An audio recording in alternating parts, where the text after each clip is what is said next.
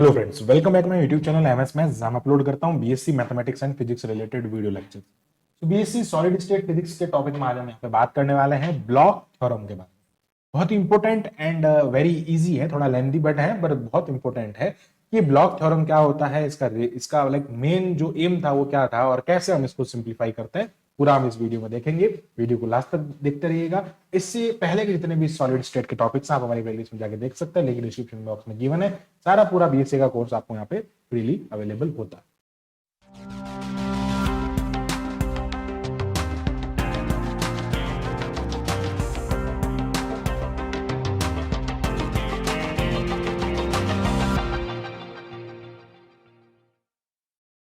बात करते हैं ब्लॉक थ्योरम के बारे में। ये क्या होता है, क्यों होता है, कैसे होता है, सब सब चीजों के बारे में यहाँ पे डिस्कस करेंगे।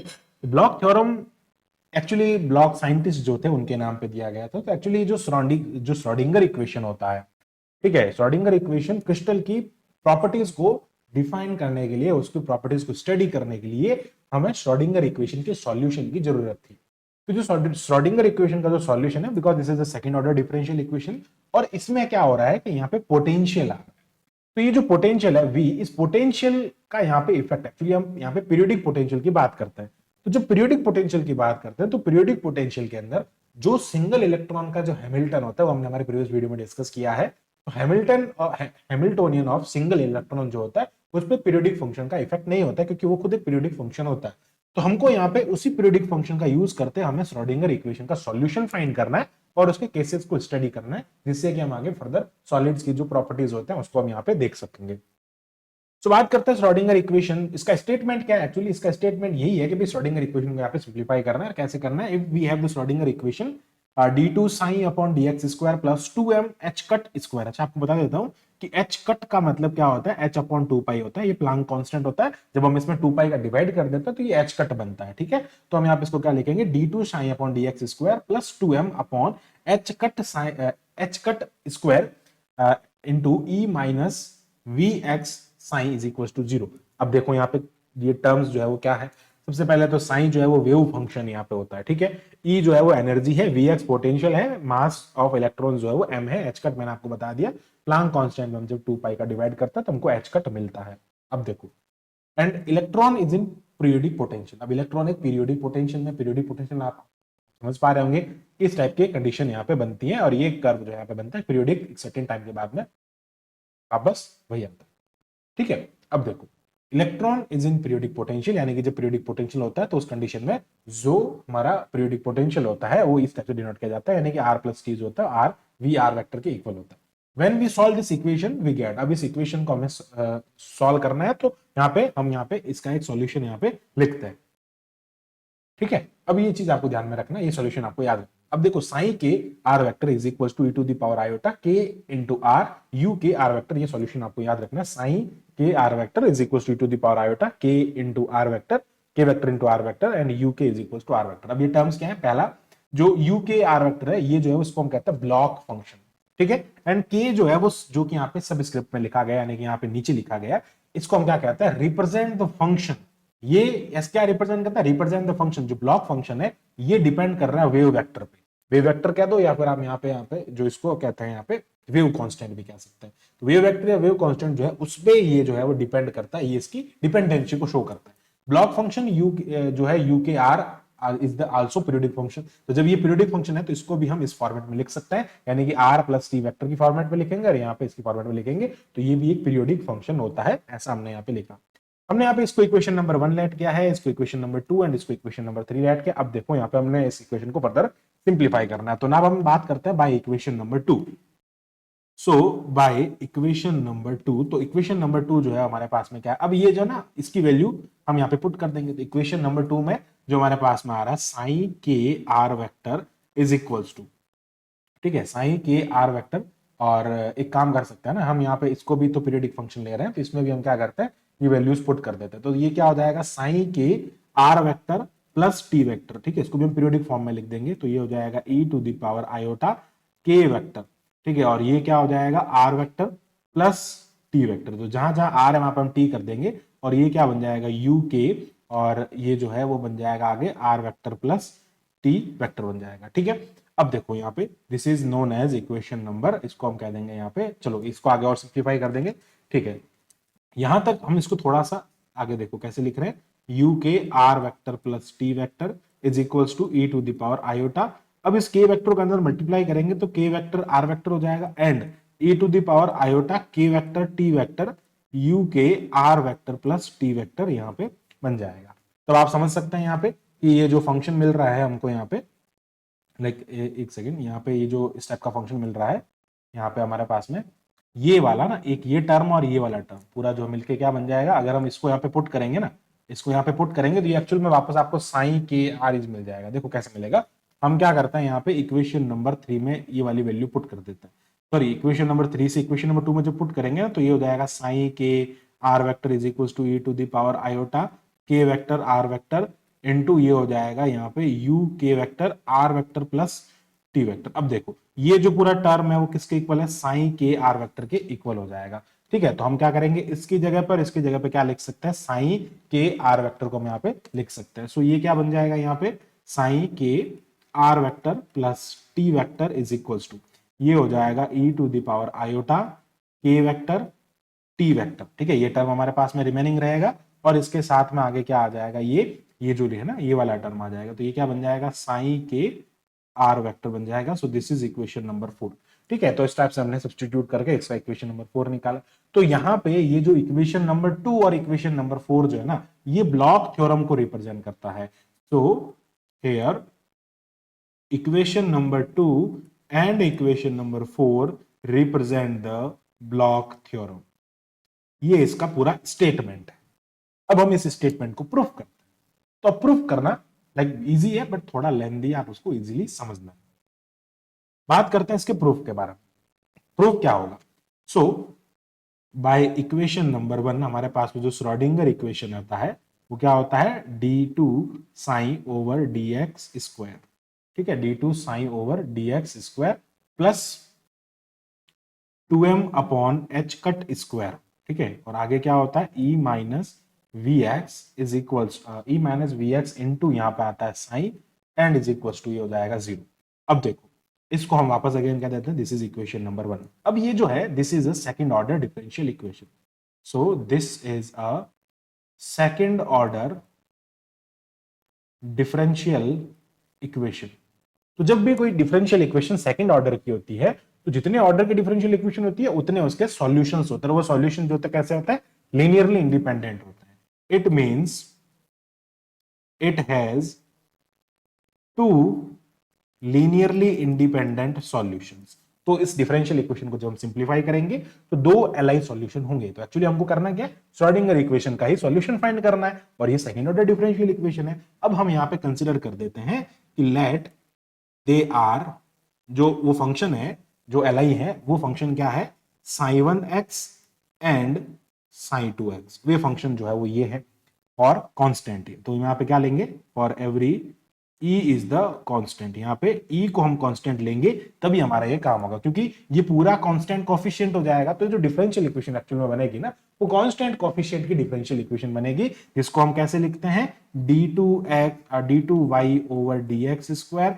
प्लस यहाँ पे a0 आएगा एंड ये हो जाएगा dy by dx plus a1 y is equals to 0। इस फॉर्मेट की डिफरेंशियल इक्वेशन होगी जिसमें यहाँ पे dy बाई dx 0 है, मतलब यहाँ पे d साइन बाई dx जो है ना वो 0 है। ये आपको पता होना चाहिए। यहाँ पे आपको सीधा साइन वाला टर्म मिलेगा, ये वाला टर्म यहाँ पे नहीं मिलेगा। So this is known as the second order differential equation. अब इसका जो सॉल्यूशन होता है ना उसमें आपके पास में अगर रियल रूट आपको दो मिलते हैं या यहाँ पे अगर आपको दो रियल फंक्शन मिल रहे हैं तो उनका लीनियर कॉम्बिनेशन के फॉर्मेट में उनके सॉल्यूशन को लिखा जाता है। ये पूरा मैथमेटिक्स का कॉन्सेप्ट है, ठीक है। आगे बढ़ते हैं, समझते हैं।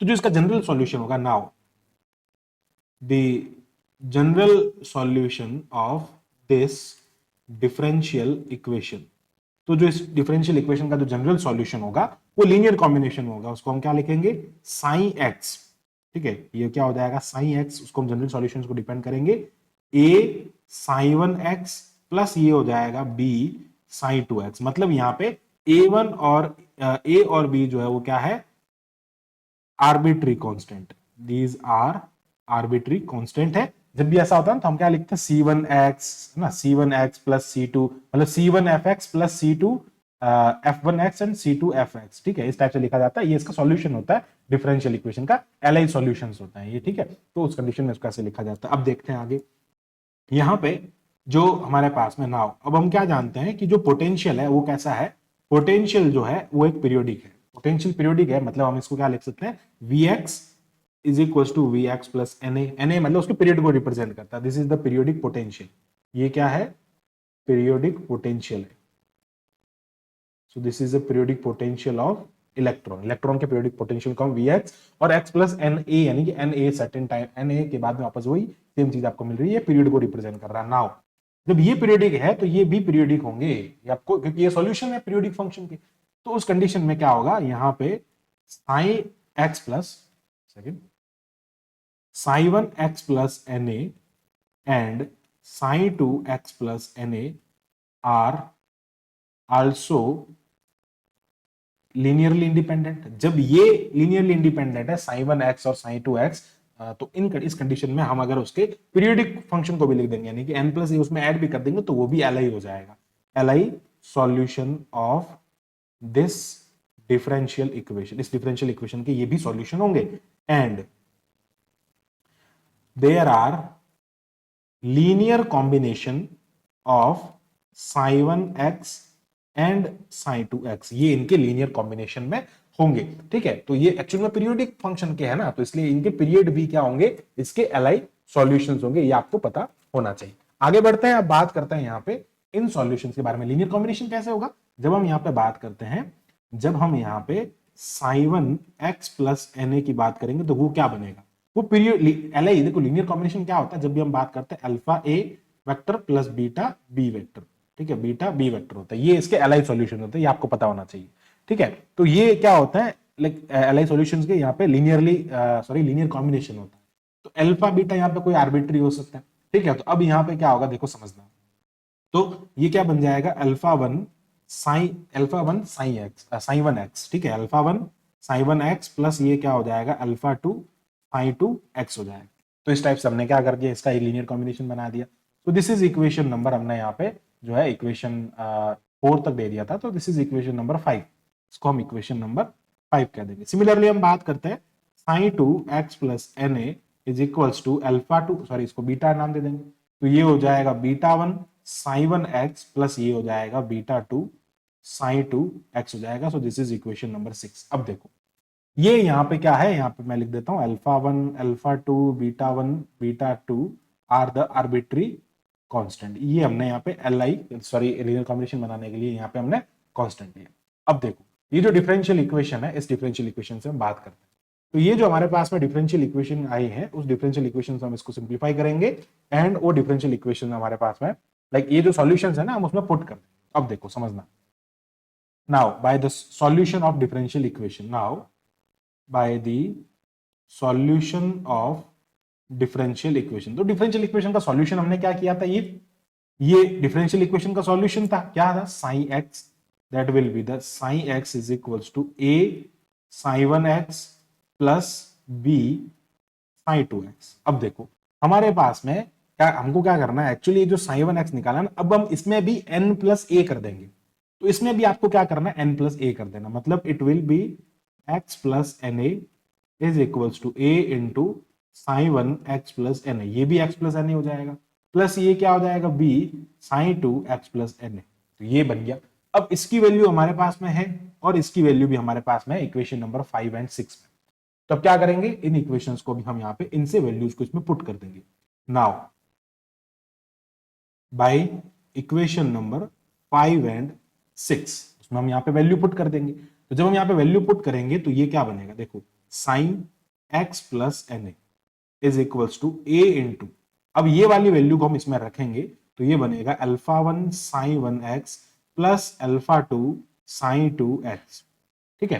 फिर क्या हो जाएगा साइन 2x प्लस ये क्या हो जाएगा b इंटू, यहाँ पे इसकी वैल्यू पुट करेंगे psi 2x plus n a की, ये वाली जो वैल्यू है ये पुट करेंगे, तो ये क्या बन जाएगा बीटा 1 साइन 1x प्लस ये हो जाएगा बीटा 2 साइन 2x। ओके, तो ये हमने क्या किया, एक्चुअल में इसको भी पूरा पीरियोडिक में कन्वर्ट कर दिया, जो पूरा सॉल्यूशन था ना, उस पूरे सॉल्यूशन को ही हमने पीरियोडिक में कन्वर्ट कर दिया। तो जब हमने पूरे सॉल्यूशन को पीरियोडिक में कन्वर्ट किया तो अब क्या होगा, देखो यहां से क्या क्या कॉमन आ रहा है उसके बारे में डिस्कस करते हैं।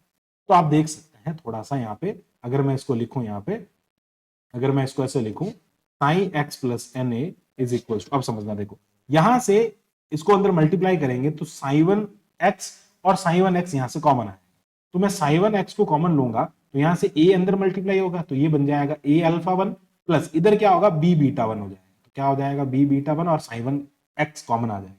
प्लस अब जब मैं साइन टू एक्स को कॉमन लूंगा यहां से, समझना ये जो रेड पेन से कर रहा हूं यहां से, ये जो है वो क्या हो जाएगा यहां से साइन टू एक्स कॉमन आ जाएगा तो ए अंदर मल्टीप्लाई होगा तो क्या हो जाएगा ए अल्फा टू प्लस ये क्या बन जाएगा यहां से बी बीटा टू बन जाएगा। सो दिस इज इक्वेशन नंबर 7, ये इक्वेशन नंबर 7 हो जाएगा।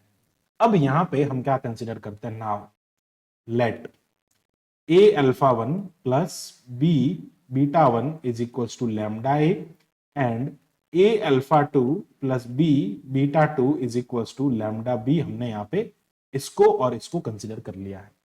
अब हालांकि क्या होगा, इससे क्या होगा हमारे जो सॉल्यूशंस होंगे आगे लाइक कॉम्प्लिकेटेड नहीं होगा, ये हम यहाँ पे पुट कर देंगे ना तो हमारा जो टर्म्स है वो छोटा हो जाएगा। अब क्या करना है, इसको इसके अंदर यहाँ पे हम पुट कर देंगे। तो जब हम यहाँ पे पुट करेंगे तो put in equation number 7, so will get, हम क्या देखेंगे यहाँ पे कि psi x plus n a, एक सेकेंड, ये क्या बन जाएगा psi x plus n a is equals to, यहां से क्या होगा जब हम इसको इसके अंदर पुट करेंगे तो ये हो जाएगा साइन वन एक्स और यहाँ पर क्या आ जाएगा ये लैम्डा हो जाएगा। ठीक है, जब हम इसको इसमें पुट कर देंगे तो ये बन जाएगा यहाँ पे, इस वैल्यूज को जब हम यहाँ पे पुट करेंगे तो ये बन जाएगा लैम्डा ए प्लस ये क्या हो जाएगा साइन टू एक्स, ठीक है ये हो जाएगा psi two x and this is lambda b. अब देखो इसको थोड़ा और सिंप्लीफाई कर देते हैं तो x plus n a is equal to, यहां से देखो आज जब हम बात करते हैं इसको सिंप्लीफाई करने के तो लैम्डा सब में से कॉमन आ रहा है तो ये क्या हो जाएगा psi one x a plus ये हो जाएगा psi two x into b हो जाएगा। सो इस इक्वेशन को हमको क्या करना है, ये जो है हमने यहाँ पे इसको कंसिडर करना। अब ये वापस क्या आ गया सॉल्यूशन, भाई जो हमने डिफरेंशियल इक्वेशन का सॉल्यूशन बनाया था वो ये जो हमने यहाँ पे सॉल्यूशन किया ना, यहाँ पे देख सकते हैं वापस, यहाँ पे भी देख ले, ये जो सॉल्यूशन था ये सॉल्यूशन देखो ये टर्म आ रहा है वापस, तो इस टर्म की जगह हम क्या लिख सकते हैं साइन वन एक्स लिख सकते हैं, तो इसकी जगह हम अगेन क्या कर देंगे यहाँ पे ये हो जाएगा psi x plus n a is equals to lambda psi x, वो पूरा टर्म जो है लैम्डा साइन एक्स के इक्वल हो गया and this equation is equals to 8, इसको हम इक्वेशन नंबर 8 कह देंगे। ठीक है, अब देखो ये जो है वापस क्या बन गया सॉल्यूशन हो गया और उसकी जगह हमने इसको पुट कर दिया, इक्वेशन नंबर 8 हमारे पास में आ गई। नाउ अब क्या करना देखो, एक काम करते हैं, इसको हम कह देते हैं इक्वेशन नंबर 8 और इसको कह देते हैं इक्वेशन नंबर 9। ठीक है, इसको हम लिख देंगे इक्वेशन नंबर 9। अब इक्वेशन नंबर 8 को हमको क्या करना है, अब हमने तो लेट किया ना, इसका हम सॉल्यूशन फाइंड करेंगे, इसका हम क्या करेंगे यहाँ पे सॉल्यूशन फाइंड करेंगे और वो सॉल्यूशन कैसे फाइंड करेंगे उसके बारे में समझना। नाउ हम लिखते हैं बाय इक्वेशन नंबर 8, तो इक्वेशन नंबर 8 से हमको क्या मिलता है समझना। देखो इक्वेशन 8 जो है उसको मैं थोड़ा सा सिंप्लीफाई करता हूं, ये जो a है इसको हम इधर लाएंगे तो a और a कॉमन आ जाएगा तो ये हो जाएगा lambda one sorry alpha one minus lambda one, alpha ये हो जाएगा sorry alpha one minus lambda plus क्या हो जाएगा b beta one is equal to 0 and जो सेकंड बनेगा वो क्या हो जाएगा a alpha two and b common आ जाएगा तो ये हो जाएगा beta two minus lambda is equal to 0। ये हमारे पास में इक्वेशन आएगी, तो इस इक्वेशन को हम कह देते हैं इक्वेशन नंबर 10। हमको क्या करना है इसका सॉल्यूशन फाइंड करना, तो क्या लिखेंगे solution of differential equation. Okay, so बात करते हैं यहाँ पे सॉल्यूशन ऑफ डिफरेंशियल इक्वेशन के बारे में, sorry solution of this equation. Okay, this equation के सॉल्यूशन के बारे में हम यहाँ पे डिस्कस करते हैं। Solution of this equation, not differential equation, solution of this equation, हम इस इक्वेशन के सॉल्यूशन की बात करेंगे। तो इस इक्वेशन के सॉल्यूशन को हम डिटरमिनेंट मेथड से बिल्कुल इजीली फाइंड कर सकते हैं। तो जब भी ऐसा कोई सॉल्यूशन का मेथड आता है तो हम कैसे सिंप्लीफाई करते हैं, इसको हम with the help of determinant बिल्कुल इजीली कर सकते हैं। देखो कैसे करते हैं, डिटरमिनेंट की हेल्प से हम यहाँ पे बात करते हैं। ठीक है, तो जब भी हमारे पास इस टाइप का होता है तो हम इसको डिटरमिनेंट मेथड के थ्रू हेल्प इसको सिंप्लीफाई कर सकते हैं, इसको मैट्रिक्स मेथड भी कहते हैं। देखो अब जब बात करते हैं यहाँ पे इसको सिंप्लीफाई की तो हम क्या करते हैं यहाँ पे एंट्रीज इसमें करते हैं, तो यहाँ पे a के कोफिशिएंट्स आएंगे, यहाँ पे b के कोफिशिएंट्स आएंगे, यहाँ पे a और b आ जाएगा और ये जो है वो इक्वल 0 के इक्वल है, इसलिए हम 0 0 लिख देंगे। ठीक है, तो यहाँ पे इसका कोफिशिएंट जो है वो क्या है alpha one minus lambda and यहाँ पर आ जाएगा बीटा 1, ओके। और यहाँ पे अगेन आ जाएगा अल्फा 2 और यहाँ पे आ जाएगा beta 2 minus lambda, beta 2 minus lambda. तो ये ऐसा हो जाएगा। अब यहाँ पे जो है ए और बी जो है वो 0 के इक्वल हो जाएंगे। यहाँ से ए और बी की वैल्यू की बात करें तो इसको इधर भेजेंगे तो ये अल्टीमेटली 0 बन जाएगा यहाँ पे। देन यहाँ पे जो ये मैट्रिक्स जो बन रही है, इस मैट्रिक्स अब हम डिटर्मिनेंट निकालेंगे। तो ये बनेगा आपके पास में alpha 1 minus lambda into beta 1 और ये हो जाएगा अल्फा 2 बीटा 2 माइनस लैम्डा, ठीक है, इज इक्वल्स टू ये हो जाएगा 0, ठीक है, ये बीटा 1 है। तो सिंप्लीफाई करेंगे तो यहाँ पे ये आ जाएगा आपके पास में beta 2 lambda, beta 2 minus lambda into alpha 1 minus lambda is equals to beta 1 and alpha, sorry not is equals to, minus लगाना, सॉरी, माइनस बीटा 1 अल्फा 2 हो जाएगा, इज इक्वल्स टू 0 हो जाएगा, ठीक है। अब इसको सिंप्लीफाई कर देंगे तो ये हमारे पास में, इसको मल्टीप्लाई कर देंगे तो मल्टीप्लाई करने में आप देख सकते हैं, मल्टीप्लाई करेंगे तो ये आ जाएगा अल्फा, ठीक है, इसको इससे मल्टीप्लाई करेंगे तो अल्फा 1 बीटा 2, फिर ये इससे मल्टीप्लाई हो गया, अब उससे करेंगे तो ये हो जाएगा बीटा 2 इंटू लैम्डा एंड ये हो जाएगा minus lambda alpha 1 and plus lambda square minus of beta 1 alpha 2 is equal to 0, ठीक है। यहाँ पे ये टर्म जो है वो कॉमन आ जाएगा तो इसको हम क्या लिख देंगे, एक क्वाड्रेटिक इक्वेशन हमारे पास में बनेगी, लैम्डा स्क्वायर माइनस लैम्डा, इन दोनों में से, इसमें से और इसमें से लैम्डा कॉमन आ रहा है तो ये बन जाएगा, माइनस भी कॉमन ले लिया हमने तो बीटा 2 प्लस, अच्छा एक सेकेंड, इसमें से नहीं, लैम्डा और किसमें आ रहा है, सॉरी फॉर दैट, इसमें से और इसमें से हमने लैम्डा को कॉमन ले लिया है तो माइनस भी कॉमन आ गया तो ये बन जाएगा बीटा 2 अल्फा 2, ठीक है, प्लस ये हो जाएगा यहाँ पे अल्फा 1, ये आगे वाला alpha 1 beta 2 minus beta 1 alpha 2 is equal to 0। अब देखो यहाँ पे हमको एक कंडीशन प्रूव करना है और वो कंडीशन बहुत इंपॉर्टेंट है और उसी के लिए हमको आगे फर्दर डेरिवेशन करना है। वो कंडीशन क्या है उसके बारे में बात करते हैं। तो जब भी हमारे पास में इस टाइप की डिफरेंशियल इक्वेशन यहाँ पे, सॉरी नॉट क्वाड्रेटिक इक्वेशन मिलती है तो हमको यहाँ पे क्या करना है, इस कॉफिशिएंट को हमें 1 के इक्वल प्रूफ करना है, ठीक है, यानी कि alpha 1 beta 2 minus beta 1 alpha 2 को हमें 1 प्रूफ करना है। पहला काम हमारा रहेगा ये, ठीक है। अब हम यहाँ पे कंसिडर कर देते हैं दिस इज इक्वेशन नंबर 11। ये जो क्वाड्रेटिक इक्वेशन बन रही है ये 11 नंबर की इक्वेशन हो जाएगी और नाउ अब हमको इसको प्रूव करना है। नाउ हम लिख देते हैं यहाँ पे, now we have to prove, we have to prove या we have to show that this is equals to 1, so लिख देते हैं we have to show that, हमको यहाँ पे इसको शो करना है, we have to show कि ये 1 होगा। कैसे होगा उसके बारे में बात करते हैं। अब देखो हम जानते हैं we know that sin 1x and sin 2x are Li solution, ठीक है, ये जो है वो इसके Li solutions है of differential equation, of differential equation, यानी कि जो श्रोडिंगर इक्वेशन है, श्रोडिंगर की सेकंड ऑर्डर डिफरेंशियल इक्वेशन है, उसके ये एलआई सॉल्यूशन है। तो अब क्या होगा, so we can write as, अब इसको कैसे लिखेंगे, अब देखो जो श्रोडिंगर इक्वेशन है ना उसको हम ऐसे लिख रहे हैं। श्रोडिंगर इक्वेशन जो है वो क्या है हमारे पास में, यही है psi double x, sorry psi double dash x plus 2m upon h cut square e minus we x into psi is equal to 0। ये श्रोडिंगर, एक्चुअली डबल डैश का मतलब है d upon d x square, ठीक है। तो यहां पर हम क्या कर रहे हैं, एक बार हम साइन 1 पुट कर देंगे इसमें तो ये बन जाएगा psi 1 double dash x plus ये हो जाएगा 2m upon h cut square और ये बन जाएगा e minus we x sine 1 x is equal to 0 हो जाएगा, ठीक है। और क्या हो जाएगा, ये sine 2 double dash x plus ये हो जाएगा 2m upon h cut square e minus we x sine 2x is equal to 0। अब देखो ये इसके सॉल्यूशंस हैं, तो कोई भी डिफरेंशियल इक्वेशन जो होती है या फिर कोई भी इक्वेशन जो होती है उसके सॉल्यूशंस उसको क्या करते हैं, सेटिस्फाई करते हैं, मतलब उसमें वो रखने पे वो इक्वेशन 0 के इक्वल हो जाती है। तो ये हमने इसके अंदर रख दिया और ये इसको सेटिस्फाई करेगी। सो this is equation number 12 and this is equation number 13। अब समझना, देखो यहां पे हम क्या कर रहे हैं, इक्वेशन नंबर जो हमारे पास में इक्वेशन नंबर 11 जो 12 है ना, इक्वेशन नंबर 12 इनटू इसको हम क्या करेंगे, ये जो इक्वेशन है इसको हम क्या कर रहे हैं यहाँ पे sign 1x sorry sine 2x से मल्टीप्लाई कर रहे हैं और इसको हम यहाँ पे साइन 1 है ताकि इसका सॉल्यूशन बन जाए। हमको क्या करना है, सॉल्यूशन निकालना ना, तो ऐसे ही करते हैं, सब्स्टिट्यूशन मेथड लगा लो या एलिमिनेशन मेथड से हम करते हैं इसको। तो इसलिए क्या करेंगे, यहाँ पे साइन 2x और यहाँ पे साइन 1x से मल्टीप्लाई करेंगे जिससे कि हमारा टर्म कट हो जाएगा। कैसे करेंगे, देखो इसको हमने क्या करना है, साइन 2x से मल्टीप्लाई करना है, माइनस करना है इक्वेशन नंबर 13 को, उसको हमको करना है साइन 1x से मल्टीप्लाई करके। तो जब हम इसको सिंप्लीफाई करेंगे, यहाँ पे इसको मल्टीप्लाई करके इसको सिंप्लीफाई करेंगे ना, तो ये देखो ये टर्म जो है इसके साथ में sin 2 मल्टीप्लाई होगा, ठीक है। और ये टर्म जो है दोनों टर्म सेम रहेंगे, बाकी जितने भी टर्म्स है, बाकी ये वाला टर्म जो होगा ना, देखो ये दोनों, ये टर्म और ये टर्म सेम रहेगा। क्यों? क्योंकि इसके साथ में आप sin 2 को मल्टीप्लाई कर देंगे, इसके साथ sin 1 को मल्टीप्लाई कर देंगे, तो ये टर्म जो है पूरा का पूरा कैंसिल हो जाएगा। तो आपको सिर्फ और सिर्फ यहाँ पे टर्म मिलेगा। क्या मिलेगा यहाँ पे टर्म? यहाँ पे टर्म मिलेगा आपको sin 1 double dash x into क्या होगा sin 2x माइनस इसमें से क्या करना है आपको sin 2 double dash x into क्या हो जाएगा sin 1x हो जाएगा। तो ये क्या करना है, ये आपको यहाँ पे मिलेगा, ठीक है। तो ये जो टर्म है ये मिल रहा है आपको, and that is equals to 0।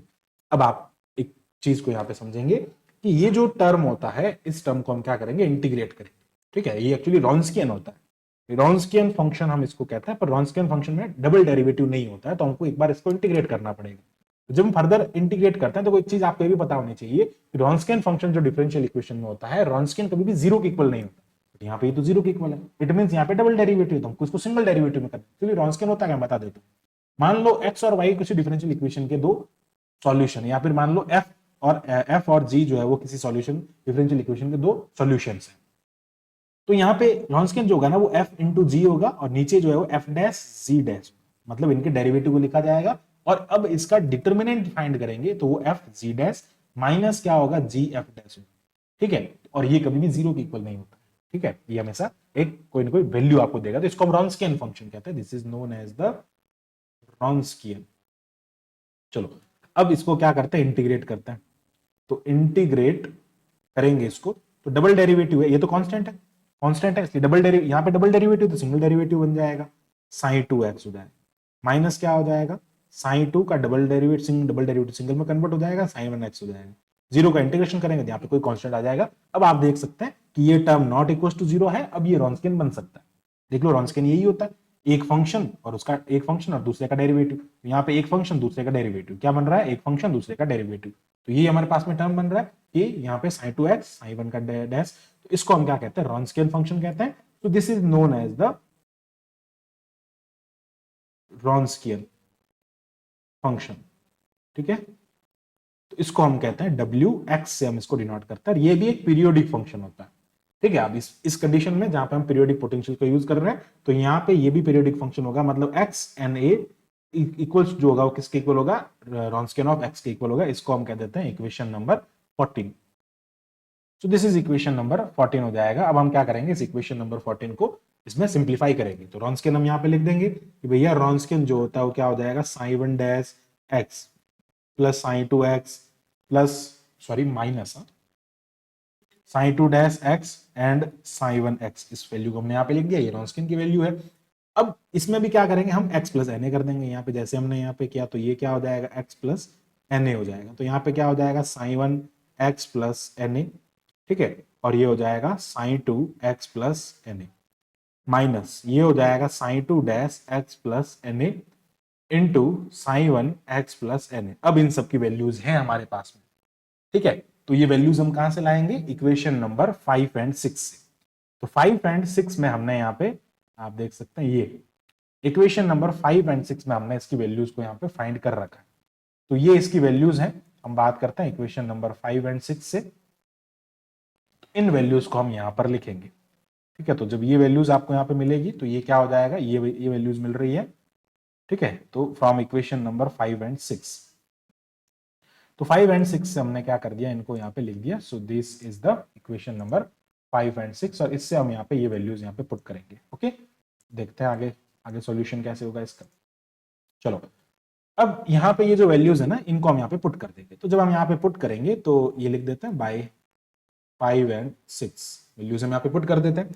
तो ये क्या बन जाएगा, Wronskian x plus na is equals to, ये जब हम इसमें पुट करेंगे तो ये बनेगा यहाँ पे बीटा, है ना। ये यहाँ पे क्या है आपके पास में, एक्चुअली ये ना ये इसका डेरिवेटिव है, तो हमको ना इसका डेरिवेटिव करके भी रखना पड़ेगा। एक चीज आप ये भी ध्यान रखना, डेरिवेटिव है तो डेरिवेटिव करके भी रखेंगे। पहले हम क्या करते हैं, इसकी वैल्यू पुट कर देते हैं, 1 डैश का मतलब डेरिवेटिव। तो क्या करेंगे, sin 1 की जो वैल्यू उसका डेरिवेटिव करना, तो d अपॉन dx हो जाएगा। sin 1 की वैल्यू क्या है, अल्फा 1 sin 1 x प्लस ये हो जाएगा अल्फा 2 sin 2 x। फिर क्या करना है आपने, इसकी वैल्यू को सीधा रख देना, तो सीधा हम यहाँ पे रख देंगे। तो एक काम करते हैं यार, एक काम करते हैं, इसको हम बाद में लिखते हैं, पहले हम साई वन को लिख देते हैं सीधा, जो ये वाली वैल्यू है ना, पहले हम इसको लिख देते हैं साई टू। साई टू की जो वैल्यू है वो हमारे पास में क्या है, ये वाली वैल्यू है ना, beta one psi one x, ठीक है, beta one psi one x plus ये हो जाएगा beta to psi two x हो जाएगा। अब हम इसके डेरिवेटिव की वैल्यू रखते हैं, तो ये हो जाएगा D upon d x, psi one का डेरिवेटिव है ना, तो इसलिए क्या लिखेंगे, alpha one psi one x plus ये हो जाएगा alpha two psi two x, minus करके क्या लिखना है आपने भाई, उस साई वन एक्स की वैल्यू रखेंगे, तो ये हो जाएगा alpha one psi one x plus ये हो जाएगा alpha two psi two x, derivative of D by D x. अब क्या करना है आपको, साई टू का डेरिवेटिव करना है, मतलब ये हो जाएगा D one sorry alpha one psi one x plus ये हो जाएगा sorry beta one psi one x and beta two psi two x हो जाएगा। ठीक है, यही है। अब हम इसको सिंप्लीफाई कर देंगे बस, अब जो जनरल लाइक मैथमेटिक्स है उसका यूज करेंगे, तो ये हो जाएगा beta one psi one x, ठीक है, एंड ये हो जाएगा plus beta two psi two x. अब इसका डेरिवेटिव करना है, जब डेरिवेटिव करेंगे तो ये क्या मिलेगा अपने को, डेरिवेटिव करने पे अल्फा वन कांस्टेंट है तो अल्फा वन कांस्टेंट हो जाएगा, साई वन डैश एक्स हो जाएगा, प्लस ये क्या हो जाएगा, अल्फा टू कांस्टेंट है तो ये साई टू डैश एक्स मिल जाएगा, माइनस करेंगे इसमें से तो alpha one psi one x plus alpha two psi two x as it is आएगा। इसका डेरिवेटिव करेंगे तो बीटा वन कांस्टेंट है तो साई वन डैश एक्स हो जाएगा, प्लस बीटा वन कांस्टेंट है, बीटा टू कांस्टेंट है तो यहाँ पे साइन टू डैश एक्स हो जाएगा। इसका भी हमने एक्स के रेस्पेक्ट में डिफरेंशिएशन कर लिया। अब इनका मल्टीप्लीकेशन करना है भैया, अब कुछ नहीं करना, इनको आपस में मल्टीप्लाई करना, इसका इससे मल्टीप्लाई करो, इसका इससे मल्टीप्लाई करो, सिमिलरली इसका इससे करो एंड इसका इससे करो। तो ऐसे हमको क्या करना है, इसका मल्टीप्लीकेशन करना है। अब इतना लंबा वीडियो में मैं नहीं करने वाला, कैलकुलेशन बहुत ज्यादा लंबी हो जाएगी, तो आप इसको कैलकुलेट कर सकते हैं। कैलकुलेट जब आप करेंगे तो बिल्कुल इजीली आपको यहाँ पे टर्म जो मिलेगा उसके बारे में बात कर लेते हैं। तो sine x sorry Wronskian x plus n a is equals to, जब आप इसको पूरा सिंप्लीफाई करेंगे तो बहुत सारी टर्म्स कट होंगी, तो कट होने के बाद में यहाँ पे आपको क्या मिलेगा, alpha two beta minus alpha one beta to, alpha two beta one होगा ना, alpha two beta one minus alpha one beta to हो जाएगा, और यहां से क्या हो जाएगा Sai one x and Sai two x, plus जो टर्म मिलेगा आगे वो मिलेगा alpha one beta two minus alpha two beta one into इसके साथ में क्या होगा साई वन एक्स, ठीक है, यहां पे जो मिलेगा वो मिलेगा साई वन डैश एक्स, ठीक है, यहां पे मिलेगा psi one dash x and Sai two dash x, ये टर्म आपको यहां पे मिलेगा। इसके बारे में आगे हम बात करते हैं, आगे बढ़ते हैं, ठीक है। तो अच्छा यहां पर भी ना डैश आएगा, तो ये आपको इस टाइप से टर्म मिल जाएगा, तो ये पूरा जो है इसका सिंप्लीफाई करने पे ये टर्म मिलेगा, ठीक है। आगे बढ़ते हैं, अब यहाँ पे इसको थोड़ा और देख लेते हैं और सिंप्लीफाई कर लेते हैं। अब देखो क्या हो रहा है कि Wronskian x plus n a is equals to, अब समझना यहां से ये टर्म एक्चुअली आप देख सकते हैं ये टर्म और ये टर्म इक्वल है, बस इसमें माइनस का फर्क है, तो क्या करेंगे माइनस को कॉमन ले लेंगे। तो एक्चुअली में हमको बाहर क्या लेना है, हमको प्रूफ क्या करना था, वो सबसे पहले वो देखते हैं। हमको एक्चुअली शो क्या करना था कि alpha one beta two minus beta one alpha two जो वन वन है, तो हम यहाँ पे ये वाला टर्म बनाएंगे, मतलब क्या लिखेंगे हम यहाँ पे बाहर alpha one beta two minus beta two alpha one वाला टर्म बाहर लिखेंगे, और अंदर जो है ना ये वाला यहाँ पे माइनस हो जाएगा, ठीक है। अब ये इसमें से मैं अगर माइनस कॉमन लूंगा तो यहाँ पे प्लस आ जाएगा, यहाँ माइनस आ जाएगा, तो वही बात है। तो हम क्या करेंगे, इसको पहले लिखेंगे और इसको बाद में लिखेंगे, इसमें से माइनस करेंगे बिकॉज यहाँ से माइनस कॉमन आ रहा है। तो जब हम लिखेंगे ना तो यहाँ पे आएगा, यहाँ पे हम लिखेंगे साइन टू एक्स, ठीक है, एक सेकेंड, यहाँ पे डैश नहीं आएगा इसमें, यहाँ पर डैश नहीं आएगा इसमें, ओनली आएगा सॉरी साइन टू पर डैश नहीं आएगा, साइन वन पे डैश आएगा। ये थोड़ा सा आप इसको सिंप्लीफाई करें तब इसको चेक कर लेना, ठीक है। तो ये हो जाएगा psi two x sine one dash x minus करके ये वाला टर्म लिखेंगे, ठीक है। अब क्योंकि इसमें से माइनस कॉमन ले रहे हैं क्योंकि हम ये वाला टर्म बाहर ले रहे हैं, ठीक है। तो ये हो जाएगा साइन वन एक्स एंड ये हो जाएगा साइन टू डैश एक्स।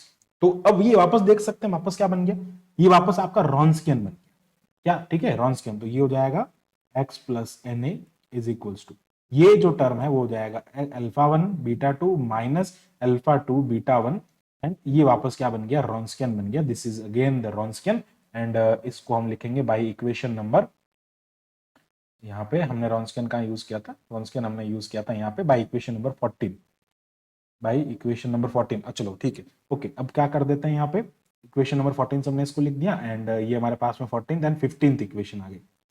चलो हमको प्रूफ क्या करना है, हमको यहाँ पे प्रूव करना था कि ये वाला जो टर्म है वो 1 है।